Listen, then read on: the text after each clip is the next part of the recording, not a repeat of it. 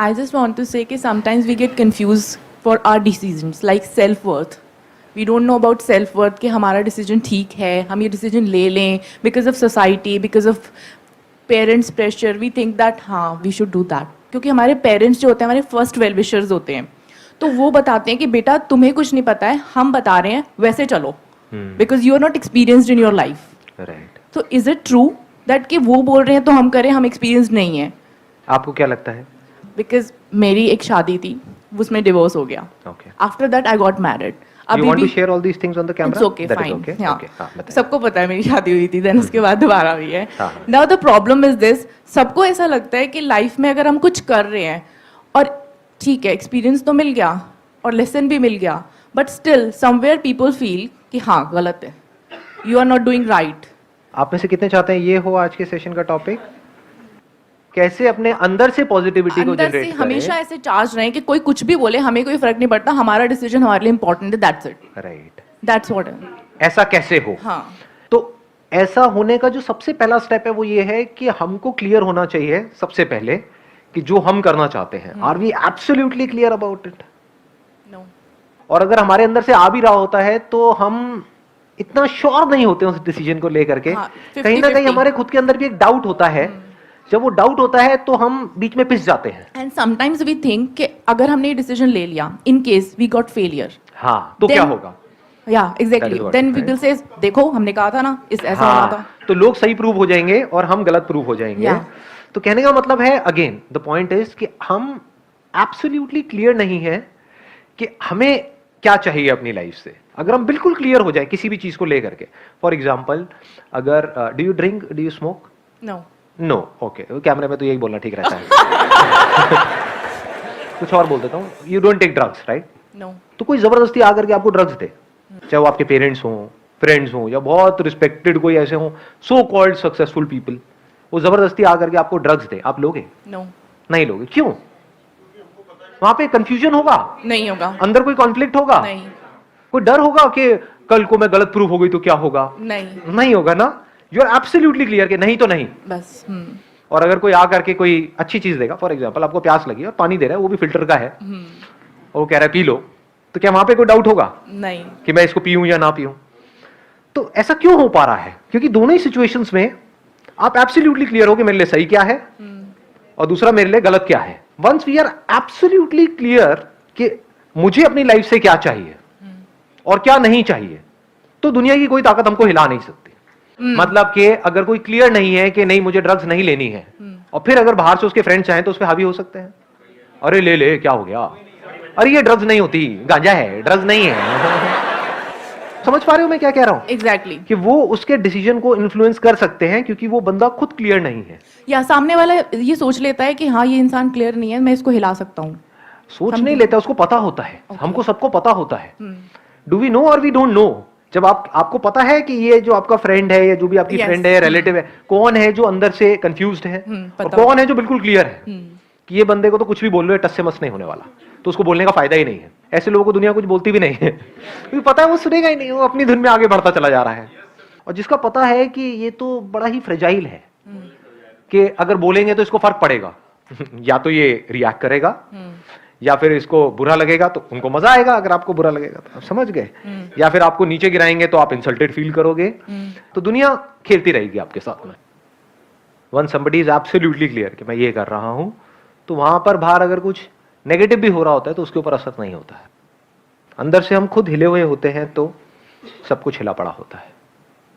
मेरे सारे सेशंस यहीं पर बार बार इशारा कर रहे हैं. अगर आप ध्यान से मेरे सेशंस को देखोगे, हमको चाहे अंदर से पॉजिटिविटी जनरेट करनी है, चाहे बाहर जो पीयर प्रेशर है उसका हमारे ऊपर असर ना हो, चाहे अंदर से हम बिल्कुल क्लियर हो जाएं कि मुझे क्या करना है क्या नहीं करना है. इसका फर्स्ट स्टेप क्या है?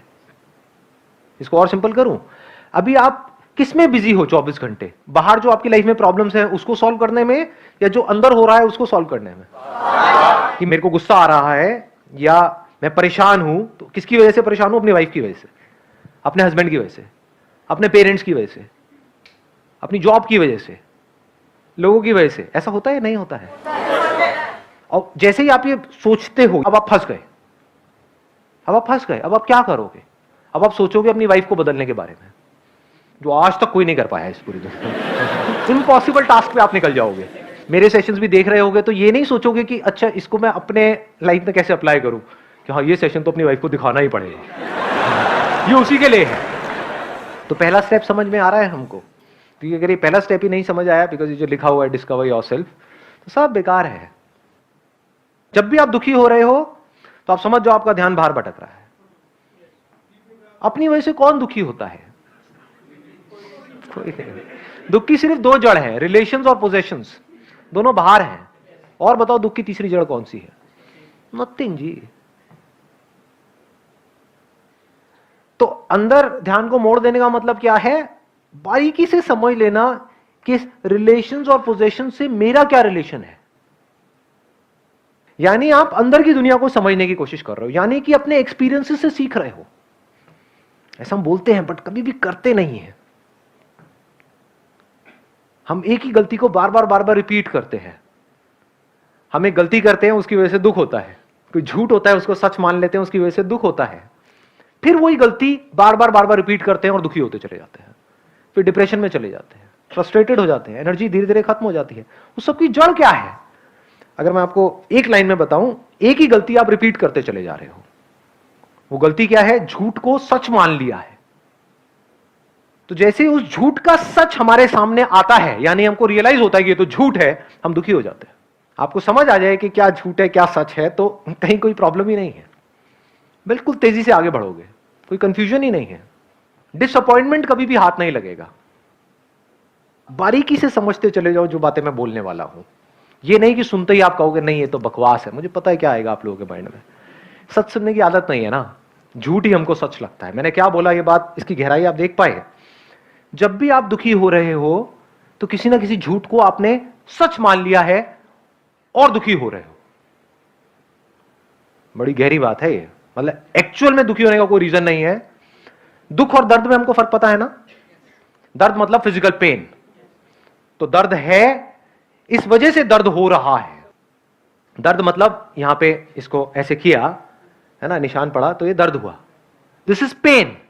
पेन है जिस वजह से दर्द हो रहा है, लेकिन उस पेन की वजह से मैं दुखी हूं या ना हूं, क्या हमारी चॉइस है या नहीं है? जब डॉक्टर कोई ट्रीटमेंट कर रहा है तो हम दुखी नहीं हो रहे होते, हम कहते हैं चलो अच्छा है, ये बला टली। 1 साल से मेरे को दर्द हो रहा था, अब इसके बाद में दर्द नहीं होगा, तो डॉक्टर जितना दर्द देना है दे दो अगले 1 घंटे के लिए, लेकिन कुछ ऐसा कर दो कि अब दोबारा दर्द ना हो। तो उस दर्द की वजह से हम दुखी नहीं हो रहे होते, सुखी हो रहे होते हैं अंदर ही अंदर। Physical pain I am talking about. What is दुख? दुख क्या होता है? कहां दर्द हो रहा है? दिखाओ। समझे मैंने क्या बोला है? जब हम कहते हैं मैं दुखी हूं, मतलब क्या? दुख मतलब क्या? कहां दर्द हो रहा है? दिखाओ। पेट में हो रहा है, हाथ में हो रहा है, यहां हो रहा है, हो रहा है, क्या हो रहा है? कहीं कोई स्वेलिंग आई हुई है, कुछ हो रहा है? व्हाट इज दुख? What is thought? अंदर ही कुछ अपने आप को बोल रहे हैं, अंदर ही कुछ सोच रहे हैं, उसकी वजह से खुद ही परेशान हो रहे हैं। मतलब खुद ही बोल रहे हैं, खुद ही परेशान हो रहे हैं, मतलब एक्चुअल में कुछ है ही नहीं। सुनो, अब आराम से बैठ करके बोलो मत। सुनने की आदत नहीं है ना, सुनो। पतियों को है, फिर भी कुछ लड़के बोल रहे हैं। शादी नहीं हुई क्या? हाँ, क्या बोला मैंने? सुना ध्यान से? कुछ समझ आ रहा है? Do you want me to go deeper? दुख क्यों होता है मैंने क्या बताया? उसके 2 कॉजेज हैं, रिलेशंस और पोजेशंस। क्या कभी हमने समझने की कोशिश करी रिलेशन सच है झूठ है? जैसे यहाँ पे स्टेज है, स्टेज के ऊपर कोई प्ले चल रहा है, कोई एक्ट कर रहा है, मान लो एक लाश का, और उसको ये गलतफहमी हो जाए कि मैं लाश हूं, अब उसको कौन बचाएगा? एक्चुअल में उसको कोई दर्द नहीं हो रहा है, वो लाश भी नहीं है, वो जिंदा है, उसके ऊपर कोई फर्क भी नहीं पड़ रहा है लाश बनने का। वो क्या कहे? मैं तो मर गया, मर गया, मर गया, मर गया, मर गया, हो गया दुखी। इसको दुख बोलते हैं। या प्ले में वो किसी से अलग हो जाए, वो क्या कहे? मैं अलग हो गया, अब मेरा क्या होगा? तो क्या वो रोल सच है या झूठ है? झूठ है। मतलब नौटंकी चल रही है, कुछ नहीं, एक्चुअल में कहीं कुछ नहीं हो रहा है। समझे? वो हस्बैंड बन थोड़ी गया उसका, जबकि उसका हस्बैंड तो कोई और है इन सो कॉल्ड रियल लाइफ, जिसको हम रियल बोलते हैं। यहां तक तो हमको समझ आता है। रियल लाइफ में जिसको भी हम रिलेशनशिप बोलते हैं, रिलेशंस और पोजेशंस, जिसकी वजह से हम दुखी होते हैं, वो क्या है? कभी हमने समझने की कोशिश करी? व्हाट इज अ रिलेशनशिप, जिसको हम रिलेशन बोलते हैं? आप हस्बैंड हो या हस्बैंड का रोल प्ले कर रहे हो? अच्छा, ऐसा हम सोचते हैं। हम क्या बोलते हैं जब भी, यहां तो भी आप चल रहे हो मेरे साथ साथ में, नॉर्मली आप क्या कैसे सोचते हो? कुछ थोड़ी सी नौटंकी हुई, अलग अलग रिलीजन्स की अलग अलग तरह की नौटंकियां होती हैं, उसके बाद में कहीं घुमाया, ये किया वो किया, चलो जी अब आप दोनों हस्बैंड वाइफ हो गए। तो क्या वो हस्बैंड हो गया? आदमी से पति बन गया? तो जब डिवोर्स हो गया तो क्या पति मर गया? तो सच क्या है, आदमी या पति? तो ये पति क्या है? माना ही है। एक्चुअल में क्या हुआ है? अरे ये बात समझे?